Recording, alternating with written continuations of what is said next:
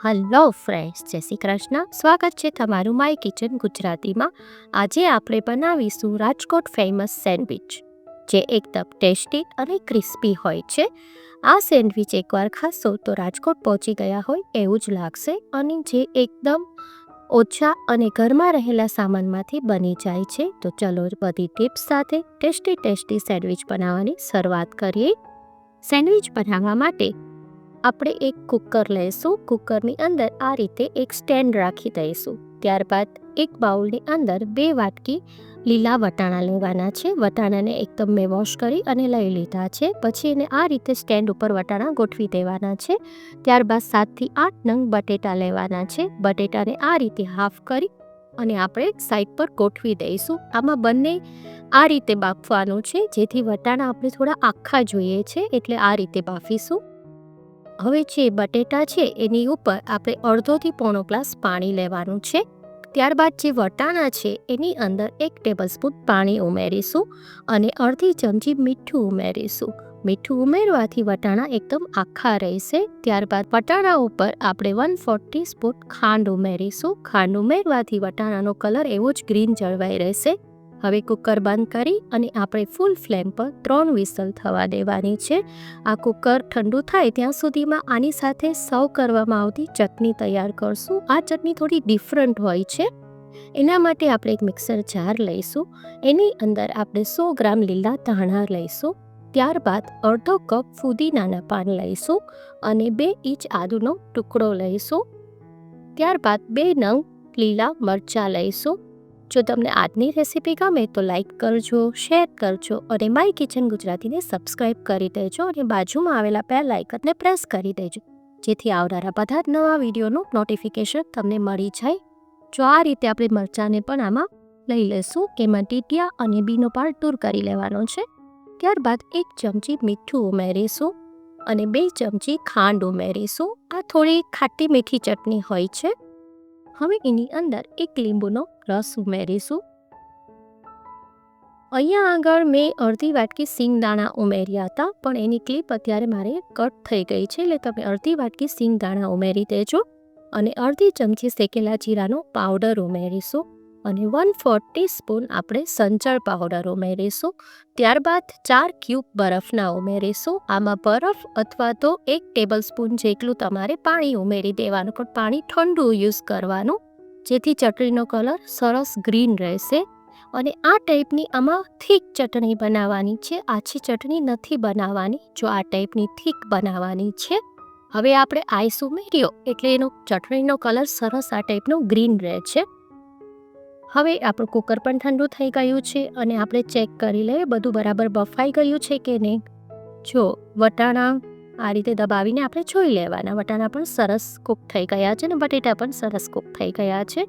હવે બધી વસ્તુ આપણે એક સ્ટ્રેનરમાં લઈ લઈએ અને આને થોડું ઠંડુ થવા દેવાનું છે. ઠંડુ થાય પછી બટેટાની છાલ રિમૂવ કરી દેવાની અને એને આ રીતે પોટેટો મેશરથી આપણે મેશ કરી લેવાનું છે.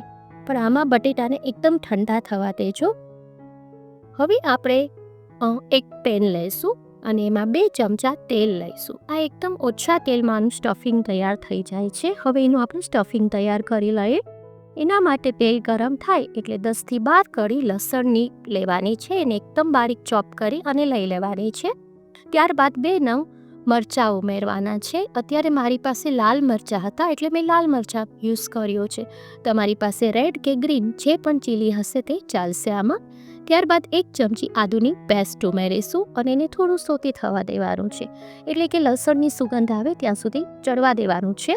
હવે એની અંદર આપણે 2 નંગ મોટી ડુંગળી લઈશું. એને એકદમ આ રીતે બારીક સુધારીને લઈ લેવાની છે.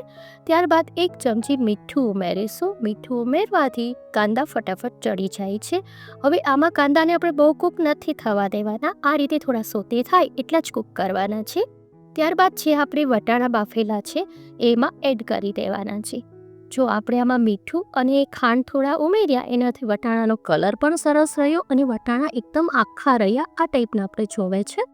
હવે એની અંદર આપણે 1/4 ટીસ્પૂન હળદર પાવડર ઉમેરીશું અને બધું જ બરાબર મિક્સ કરી દેવાનું છે. હવે એની અંદર જે આપણે બટેટા મેશ કરેલા છે એ પણ ઉમેરી દેવાના છે. હવે આમાં પાણી બિલકુલ નથી ઉમેરવાનું, એકદમ આનું સ્ટફિંગ ડ્રાય જ તૈયાર કરવાનું છે અને આને તમે બાળકોને ટિફિનમાં પણ આપી શકો છો. હવે જો બધું જ બરાબર આપણે મિક્સ કરી દીધું છે, હવે એની અંદર આપણે 2 ચમચી લાલ મરચું પાવડર ઉમેરીશું અને અડધી ચમચી શેકેલા જીરાનો પાવડર ઉમેરીશું. હવે બધું જ બરાબર આપણે મિક્સ કરી દેવાનું છે.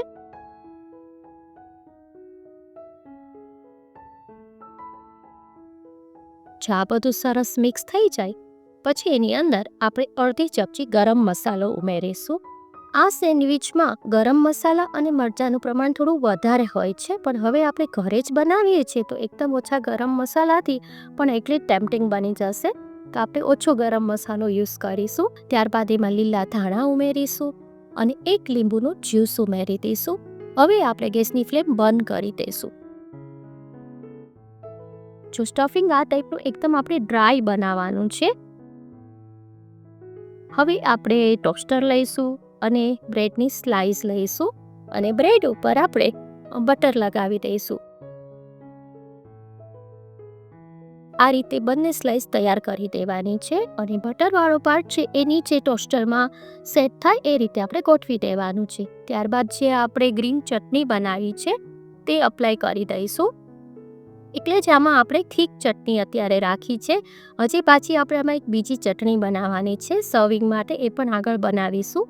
હવે જે સ્ટફિંગ આપણે બનાવ્યું છે એને બ્રેડ ઉપર લઈ લેવાનું છે, આ રીતે ગોઠવી દેવાનું છે. જે ટોસ્ટરની કેવિટીઝ છે એમાં આવી જાય એ રીતે આપણે સેટ કરી દેવાનું છે. જો આ ટાઈપ આપણે બનાવી લઈશું. હવે ઉપર પાછી આપણે બ્રેડની સ્લાઇસ રાખીશું, એમાં પણ આપણે બટર લગાવીશું, પણ આમાં બટર ઉપરની સાઈડ રહે એ રીતે આપણે ગોઠવવાનું છે. જો આ રીતે ગોઠવી અને આપણે ટોસ્ટર બંધ કરી અને એને ટોસ્ટ થવા દઈએ. ત્યાં સુધીમાં આની સાથે જે સર્વ થાય છે એ આપણે ચટણી તૈયાર કરી લઈએ. એના માટે એક આપણે બાઉલ લઈશું, એમાં જે આપણે ગ્રીન ચટણી બનાવી છે એ 3 ચમચી લઈ લેવાની છે અને આ ચટણી ફ્રેશ દહીંમાં બનતી હોય છે, એટલે આપણે 2 ચમચી આમાં તાજું દહીં હોય એ એડ કરી દેવાનું છે અને એને બરાબર મિક્સ કરી દેવાનું છે. જો આ રીતે દહીંવાળી ચટણી પણ તૈયાર થઈ ગઈ છે. હવે એની પણ આપણે સાઈડ પર રાખી દઈએ અને આપણે જોઈ લઈએ કે આપણી સેન્ડવિચ તૈયાર થઈ ગઈ છે કે નહીં. કેટલી મસ્ત બની છે, જોતાં જ મોઢામાં પાણી આવી ગયું ને. એકદમ ક્રિસ્પી આ સેન્ડવિચ બને છે અને એકદમ ઇઝી છે, બહુ ફાસ્ટ બની જાય છે, બિલકુલ ટાઈમ નથી લાગતો અને એ પણ એકદમ ઓછા તેલમાં અને ઘરમાં રહેલા સામાનમાંથી જ બની જાય છે. હવે આપણે જે દહીંવાળી ચટણી બનાવી છે, દહીંવાળી ચટણી અને કેચઅપથી આપણે એને સર્વ કરીશું. છે ને એકદમ ટેમ્પટિંગ, મોઢામાં પાણી આવી ગયું ને. એકદમ ઓછા તેલમાં અને 2 જ વેજીટેબલથી બની જાય છે અને એ પણ ઘરમાં રહેલા સામાનમાંથી તૈયાર થઈ જાય છે. બાળકોને, યંગસ્ટર જ નહીં પણ ઘરમાં બધાની ફેવરિટ બની જશે એવી આ સેન્ડવિચ થાય છે. તો મને કમેન્ટ કરીને કહેજો કે આજની રેસીપી તમને કેવી લાગી. જો તમને મારી રેસીપી ગમતી હોય તો લાઈક કરજો, વધારેમાં વધારે શેર કરજો અને સબસ્ક્રાઇબ કરવાનું ના ભૂલશો. ફરી મળીશું એક નવી જ રેસીપી સાથે. Till then bye bye.